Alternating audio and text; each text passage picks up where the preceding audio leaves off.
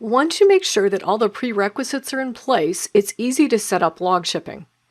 I'm back on my client computer and I have the SQL Backup GUI running. Remember that I'd like to log ship AdventureWorks from SQL 1 Inst 1 to SQL 2 Inst 1.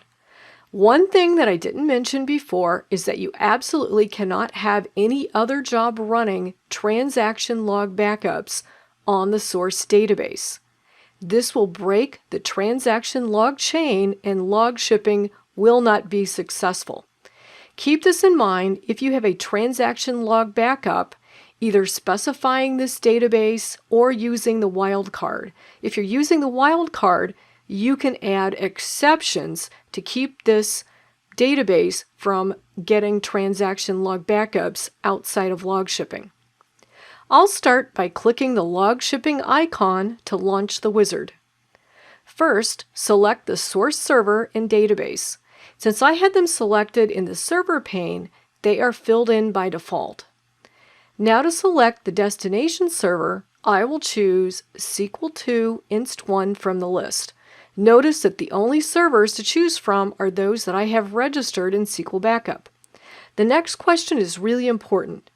Do you want to use an existing database? If you have restored a fresh backup from the source in no recovery or standby mode, you can start log shipping from that. You have to make sure that all the current transaction logs have been applied as well before getting started. This is harder to do, but it might make sense for your environment. You can also choose to overwrite an existing database, and this means that initial full backup will be copied over to that server. For this demo, I'm going to create a new database with the same name. In this case, an initial full backup will be made to start up log shipping. If you need to change the files, you can do that here. I'll click Next. These options should look familiar. They are the typical options for backing up a database. You can change the folder, delete the files, compress the backup, encrypt it, and modify the threads. You can also send email notifications if you have set email up. I'll click Next. For log shipping to work, the file must be copied to a share. I'll click here to open the browser. I'll click Add Server and type in SQL 3 and click OK. There's the log shipping share. I'll select it and click OK. You can also type in the share path. In that case, you would click Test to make sure that the permissions are in place. Here, you can change the network resiliency settings if you wish. I'll leave those at the default and click Next. Here, you set the properties for the restore on the destination server. If you'd like to be able to query the database sometimes, you should select the read-only option. I'll choose that for this demo.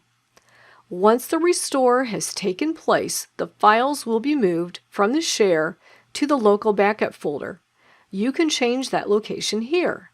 You should also delete the files after a set time. And you can send notifications.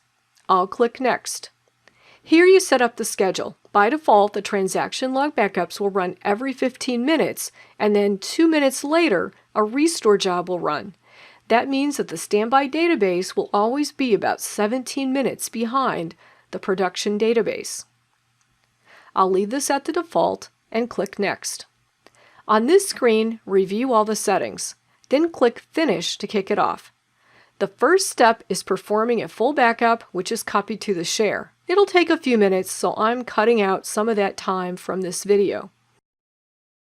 Now the restore is in progress. If I switch over to SSMS and refresh, I can see the new database. Back in SQL Backup, it looks like everything is done.